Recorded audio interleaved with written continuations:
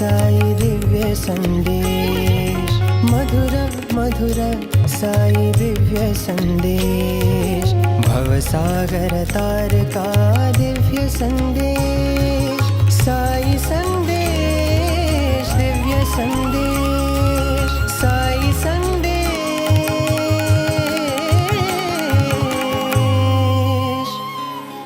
दिव्य संदेश।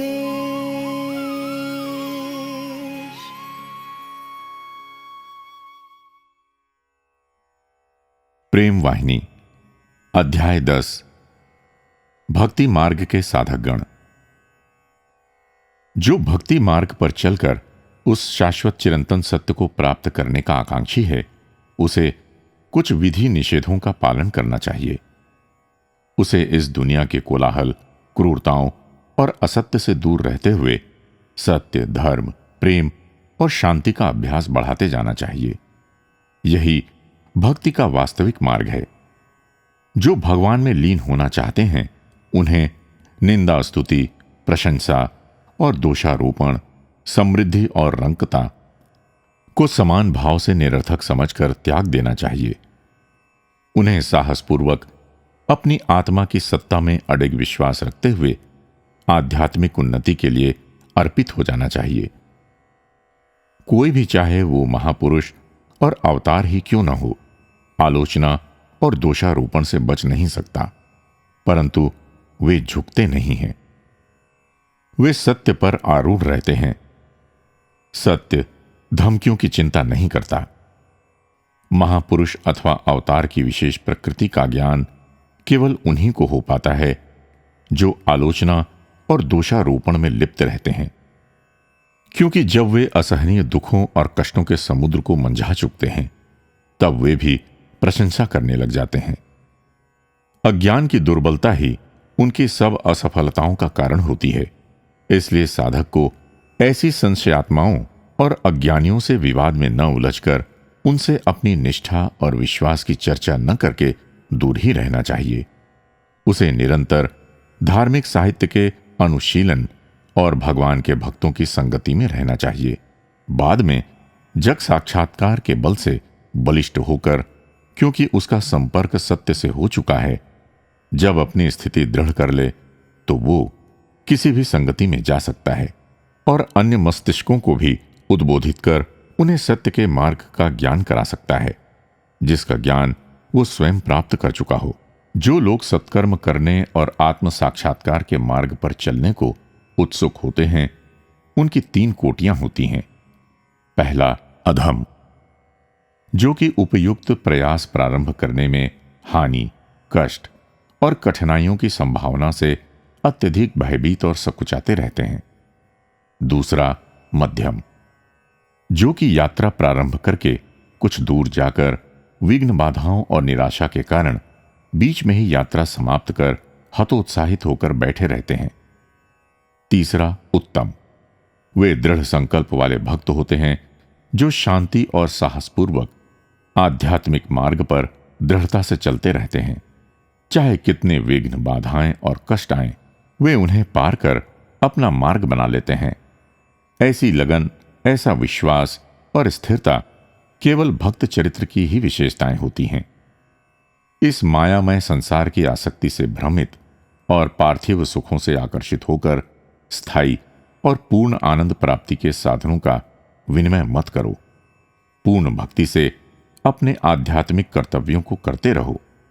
बिना विश्वास और लगन के परमात्मा का ज्ञान नहीं प्राप्त किया जा सकता। केवल प्रेम से ही श्रद्धा उत्पन्न होती है और केवल श्रद्धा से ही ज्ञान प्राप्त होता है। केवल ज्ञान से ही पराभक्ति प्राप्त होती है और केवल पराभक्ति से ही परमात्मा सुलभ होता है। तो फिर प्रेम किस प्रकार प्राप्त हो? यह 2 प्रकार से किया जा सकता है।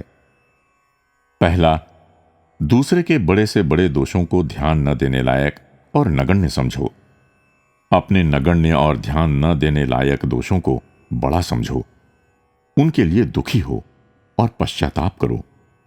दूसरा, जो कुछ भी तुम अपने प्रति अथवा दूसरों के प्रति करो, सदा ये स्मरण रखते हुए करो कि भगवान सर्वव्यापक है। वो सब कुछ देखता है, सुनता है और जानता है।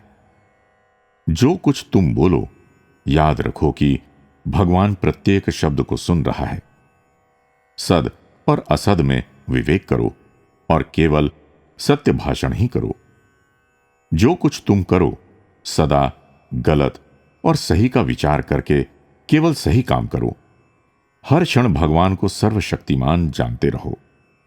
ये शरीर जीवात्मा का मंदिर है, इसलिए जो कुछ मंदिर में होता है उससे जीवात्मा भी संबंधित होती है। इसी प्रकार ये संसार भी प्रभु का शरीर है और जो कुछ अच्छा या बुरा इसमें होता है उससे भगवान का संबंध रहता है। जीव और शरीर के तथ्यों का निरीक्षण करके उस अज्ञेय भगवान और संसार के संबंध का अनुमान लगाओ।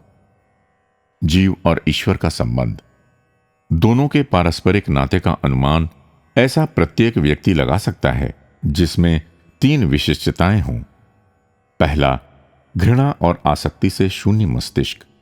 दूसरा, असत्य भाषण के दोष से रहित जिह्वा। तीसरा, हिंसा के दोष से रहित शरीर। आनंद और शांति बाह्य पदार्थों में नहीं निहित हैं, वे तो स्वयं तुम्हारे ही अंदर हैं, परंतु लोग मूर्खतावश अपने से बाहर की दुनिया में, जिससे आज नहीं तो कल विदा होना ही है, इनकी खोज करते हैं। इसलिए शीघ्र सावधान हो जाओ। हर वस्तु का सार तत्व समझने की चेष्टा करो जो कि शाश्वत सत्य है। उस प्रेम का अनुभव करो जो कि स्वयं परमात्मा का स्वरूप है। प्रतिपल विवेचना करते रहो।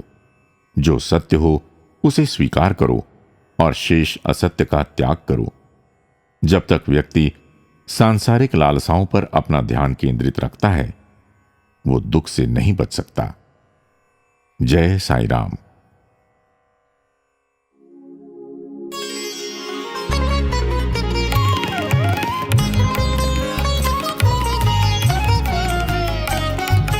मधुर मधुर साई दिव्य संदेश। मधुर मधुर साई दिव्य संदेश। भवसागर तार का दिव्य संदेश। साई संदेश दिव्य संदेश।